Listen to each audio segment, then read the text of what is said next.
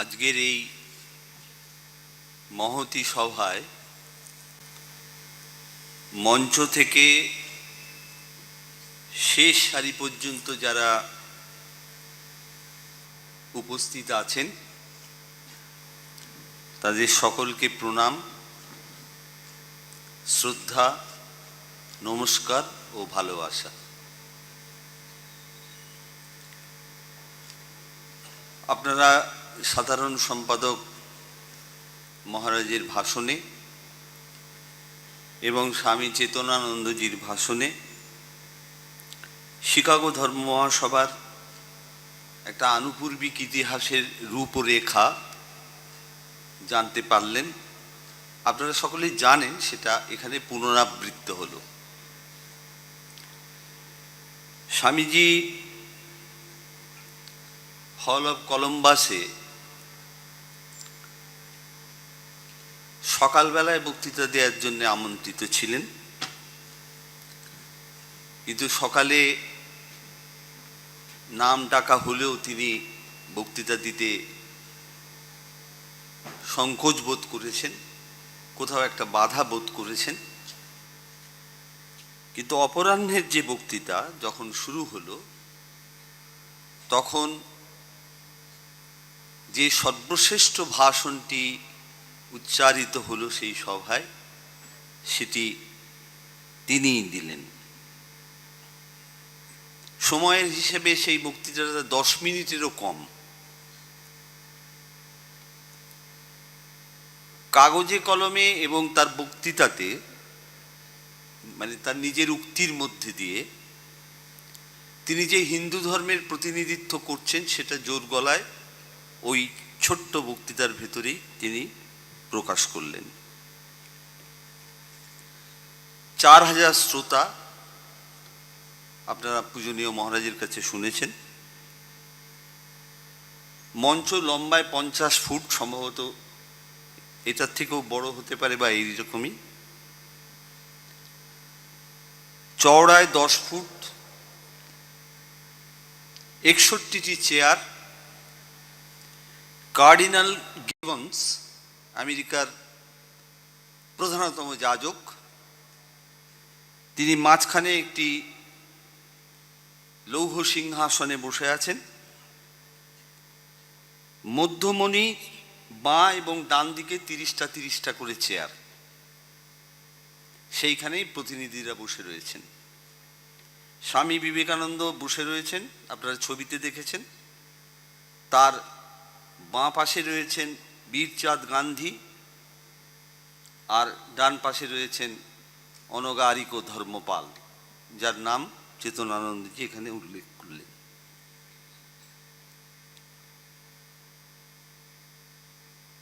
যে 30 বয়সের এক যুবক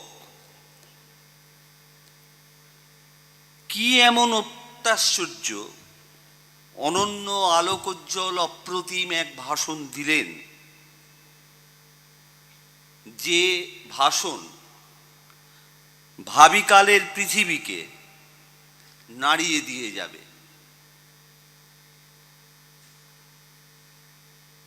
বহু বক্তৃতার মধ্যে হারিয়ে না যাওয়া, কেননা কতজন প্রতিনিধি, গিবনকে নিয়ে 61 জন প্রতিনিধি ধর্মের, 61টি ধর্মের প্রতিনিধি সেখানে উপস্থিত।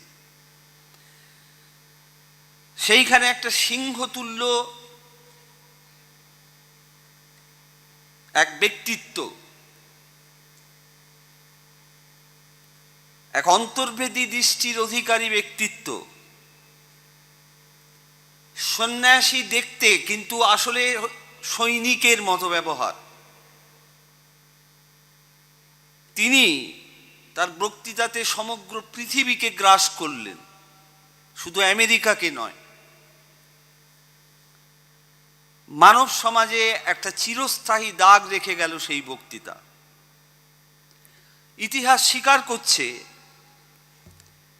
যে no success could be more certain than Vivekananda's. Indeed, there is hardly anything more startling in the history of oratorial achievements. তরুণ সন্ন্যাসীর নিখুঁত ইংরেজি, তার ধর্মচর্চা, তার মনন চিন্তা, ওইটুকু ভাষণের মধ্যে যেভাবে তিনি প্রকাশ করেছিলেন, তার বৈশিষ্ট্যগুলোই আজকের আলোচিত বিষয় হওয়া উচিত বলে আমি মনে করি। এবং আজকে এই যে 125 বছর পূর্তি ভ্যালেডিক্টরি সেশন বা সমাপ্তি অধিবেশন আমরা পালন করছি, আসলে 125 বছর ধরেই তার এই বক্তৃতাটার বিষয় নিয়ে আমরা আলোচনা করছি, কখনো এই শব্দের দ্বারা, কখনো নীরবে, কখনো কাজের মাধ্যমে। আমি একের পর এক আসছি আপনাদের, তাহলে আপনারা বুঝতে পারবেন যে একটা যুগান্তকারী ভাষণ যেটা তিনি শব্দের দ্বারাই করেছিলেন, সেইটা অনুচ্চারিত শব্দহীনতায় কি দোতনা সারা পৃথিবীতে প্রতিষ্ঠা করে গেল। বিশেষ করে ভারতবর্ষ নামক একটি দেশ, যে অবহেলিত, যে দেশটি সম্পর্কে লোকের কুসংস্কার, যে দেশটি ইংরেজদের দ্বারা পদদলিত, যে দেশের মানুষ দরিদ্র থেকে দরিদ্রতম, স্বামীজির ভাষায় পোরেস্ট অফ দি পোর, সেই দেশের এক প্রতিনিধি হিসেবে, এবং তিনিও কিন্তু ওই পোরেস্ট অফ দি পোরেরই মধ্যেই বিলং করছেন। সেই সময়, যেই সময় এই যেদিন এই 11ই সেপ্টেম্বর বক্তৃতা হচ্ছে, তার যে পোশাক, সেই পোশাক দেখে, পাগড়ি দেখে, তার ওই কোট দেখে, তার ফুল প্যান্ট দেখে, তার জুতো দেখে, যা মিউজিয়ামে এখন রাখা আছে, আপনারা ভাববেন না যে সেটা দারিদ্র্য থেকে তিনি উত্তীর্ণ হয়ে ওগুলো বলছেন। ওগুলো সব হচ্ছে এই তার ভারতীয় অনুরাগীরা দিয়েছেন তাকে। সেটি একটা লোহার ট্যাঙ্কে করে নিয়ে যত্ন করে রেখে দিয়েছিলেন, যদি কোথাও কাজে লাগে। সেই কাজে ওই দিনকে লাগছে।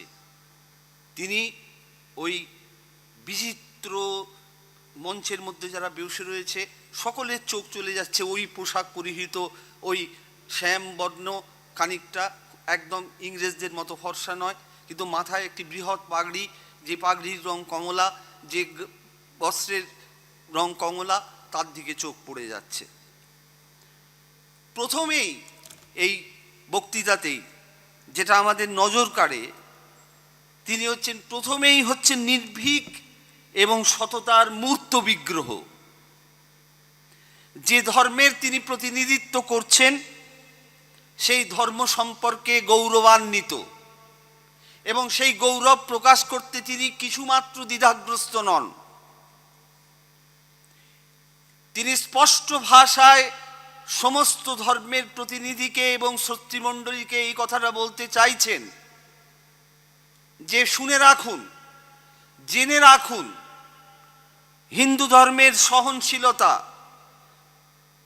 সংবেদন, ঋদ্ধ দৃষ্টিভঙ্গি এবং সবচেয়ে যা জরুরি সেই পরম সহিষ্ণুতা, অন্য মতকে সত্য বলে স্বীকারের কথা অকুত ভয়ে বিবেকানন্দ জানাচ্ছেন। বক্তৃতার ভেতরে দুটি সংস্কৃত শ্লোক উচ্চারণ করেছিলেন, একটা শিব ও মহিম্ন স্তোত্র থেকে রুচিনাং বৈচিত্রাদি কুটিলাং, আরেকটি গীতা থেকে যে যথা মাং প্রবুদ্ধান্তে তাং তথৈব ভজাম্যহম। চিন্তা করে দেখুন, মঞ্চে উপবিষ্ট রয়েছেন যারা, তাদের মধ্যে কেউ সংস্কৃত জানেন কি না জানেন, শ্রোতৃমণ্ডলী জানেন কি না জানেন, কোনো কিছুর বিচার বিশ্লেষণে তিনি গেলেন না। যে ধর্মের প্রতিনিধিত্ব করছেন, সেই ধর্মের যে বাণী, সেই বাণী যে ভাষায় লেখা হয়েছে, সেই ভাষা ওই মঞ্চ থেকে একজন 30 বছরের যুবক কি করে উচ্চারণ করতে পারলেন এরকম জোর দিয়ে, এবং দুটি শ্লোকই হচ্ছে অত্যন্ত সুপ্রযুক্ত, সেইটি ভাবলে এখন আমাদের আশ্চর্য হতে হয়। আমরা আজকে 125 বছর পিছিয়ে এসেছি, তো জীবন বদলে গেছে সম্পূর্ণ, কিন্তু যখন এই কথা উচ্চারিত করছেন একজন যুবক, যার কোনো পরিচিতি সেইভাবে নেই, যার কিছু সার্টিফিকেট রয়েছে পকেটে, যেগুলো দেখিয়ে তাকে ঢুকতে হয়েছে। তিনি নির্ভীকভাবে এবং সমস্ত ভয়হীনতাকে ঘুচিয়ে দিয়ে তিনি তার যে ধর্মের প্রতিনিধিত্ব করছেন সেই ধর্মের সংস্কৃত ভাষা থেকে দুটি শ্লোক উদ্ধৃত করলেন।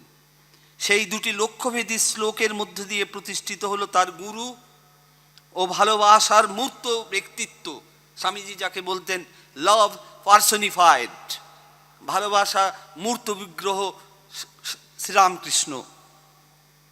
সেই গুরু শ্রীরামকৃষ্ণের বাণী, যত মত তত পথ, ওই দুটি সংস্কৃত শ্লোকের ভেতর দিয়ে সংস্কৃত ভাষায় বলা আছে।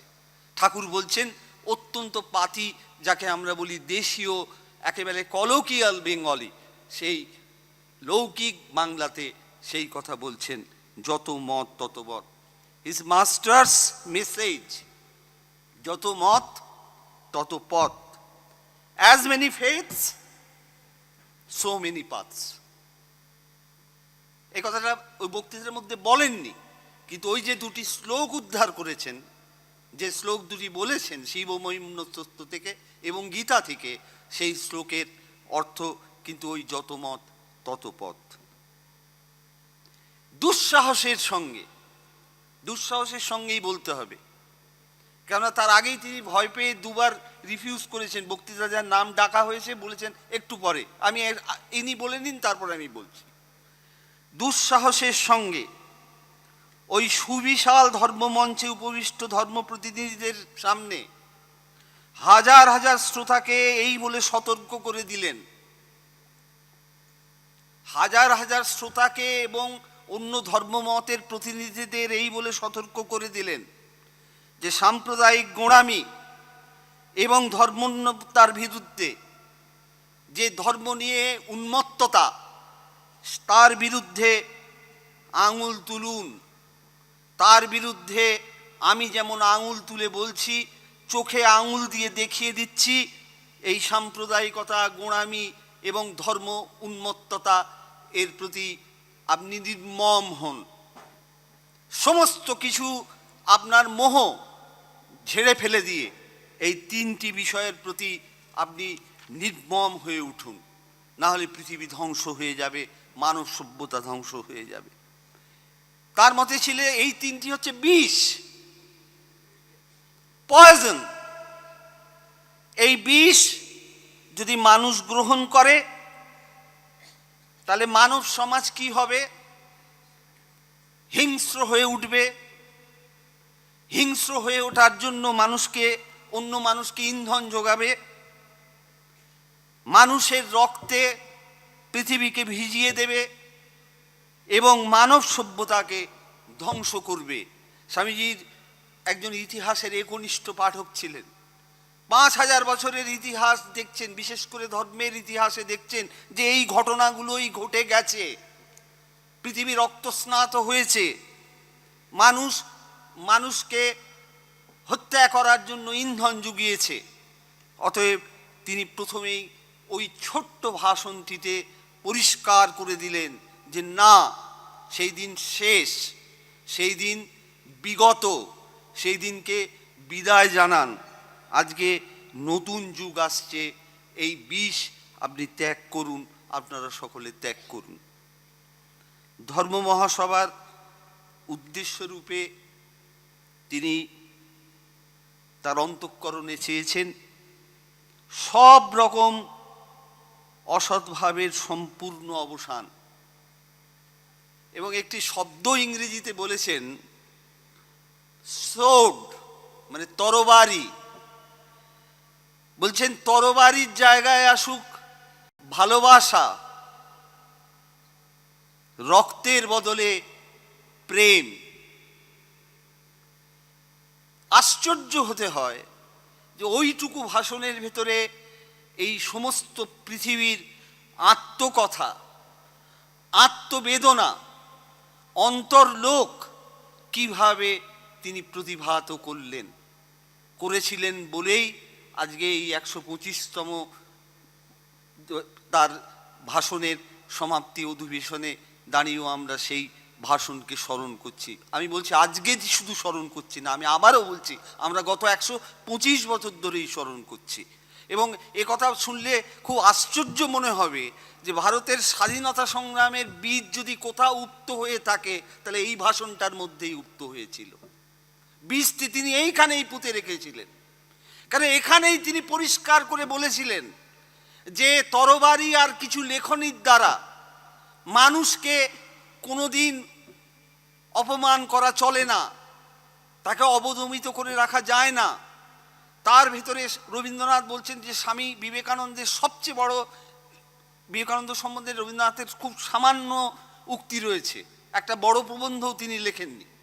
এ তো একটি কথা তিনি স্বামী বিবেকানন্দ সম্বন্ধে এমন একটি বিশেষণ তিনি গ্রহণ করেছেন যেটি সর্বৈবভাবে সত্য।